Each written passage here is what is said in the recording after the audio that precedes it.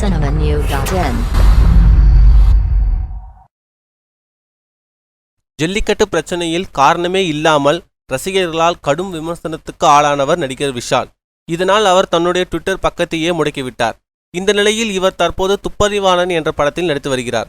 அப்பொழுது விஷால், ஆண்ட்ரியா, பிரசன்னா மூவரும் சிதம்பரத்தில் உள்ள நடராஜன் கோவிலுக்கு சென்றுள்ளனர். அங்கு அவர்கள் மாலையோடு எடுத்த ஒரு புகைப்படம் சமூக வலைதளத்தில் பரவியது. இதை பார்த்த சிலர் விஷாலுக்கு ஆண்ட்ரியாவுடன் திருமணம் நடந்துவிட்டதா என தவறாக புரிந்து கொண்டு சலசலப்பை ஏற்படுத்தி வருகின்றனர். இதுபோல பைரவா பட பூஜையில் கீர்த்தி சுரேஷ், சதீஷ் எடுத்துக்கொண்ட புகைப்படத்தை பார்த்து அவர்களுக்கு திருமணம் நடைபெற்று விட்டது என சிலர் கூறி வந்தது குறிப்பிடத்தக்கது.